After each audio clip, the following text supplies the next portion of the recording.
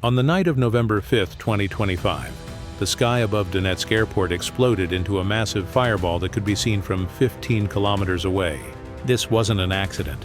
This was the result of weeks of patient Ukrainian intelligence work that ended with over 200 Russian drones being destroyed in a single devastating strike.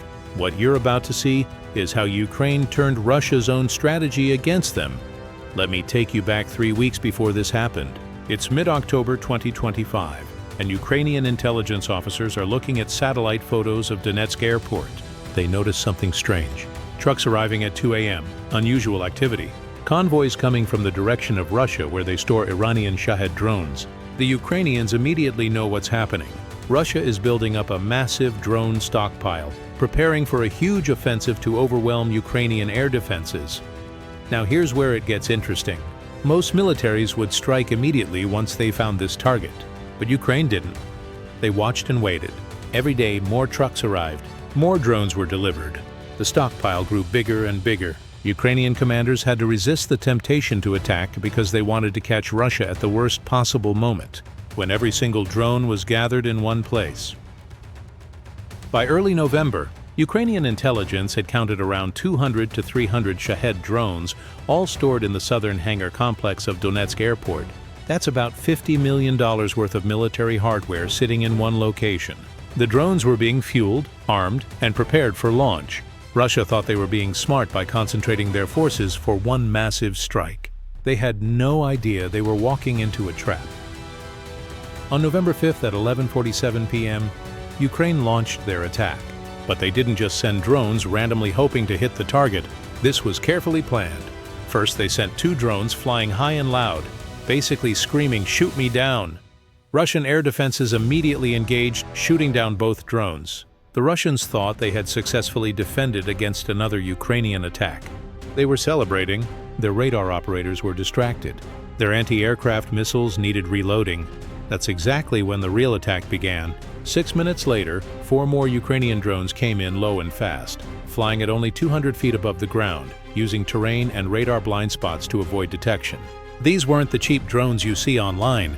These were Ukrainian-built long-range strike drones, carrying thermobaric warheads designed to create massive explosions. The first drone hit the hangar at 11:56 p.m. There was a big orange fireball, maybe 50 meters across, but then something incredible happened. The Shahed drones inside started exploding in chain reactions. Remember, these drones are basically flying bombs packed with fuel and explosives. When one explodes, it sets off the next one, which sets off the next one. Within seconds, you had 100 drones cooking off like fireworks. Local residents 15 kilometers away recorded the explosions on their phones. The footage shows massive fireballs shooting debris 300 meters into the air. Windows were blown out 2 kilometers away from the force of the explosions. Russian security cameras captured steel beams melting from the heat. The temperature inside the hangar reached over 1,500 degrees Celsius. The second, third, and fourth Ukrainian drones hit over the next few minutes, making sure nothing survived. By 12:15 a.m., Russian firefighters couldn't even get close because the heat was too intense. The fire burned for 11 hours straight. When the sun came up on November 6th, satellite images showed the entire southern hangar complex was completely gone. Not damaged, completely erased. Just a crater filled with twisted metal and ash. Russian military bloggers, who usually spin every loss into some kind of victory, went silent for 2 days. When they finally admitted what happened, they said there were significant losses of unmanned aerial vehicles. Intelligence estimates say between 200 to 400 Shahed drones were destroyed. That's 6 to 12 months of Iranian drone production gone in one night. The Russian autumn offensive that was supposed to terrorize Ukrainian cities with drone swarms canceled because the drones don't exist anymore. Here's what makes this strike so important. Ukraine didn't use billion-dollar cruise missiles or stealth bombers. They used drones they built themselves in underground factories operated by soldiers who learned their jobs during the war.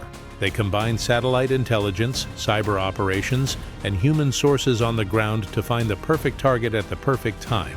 And then they waited with incredible discipline until the moment was right. Think about what Russia tried to do. They spent 3 months gathering hundreds of drones in one location, thinking they were preparing an unstoppable offensive.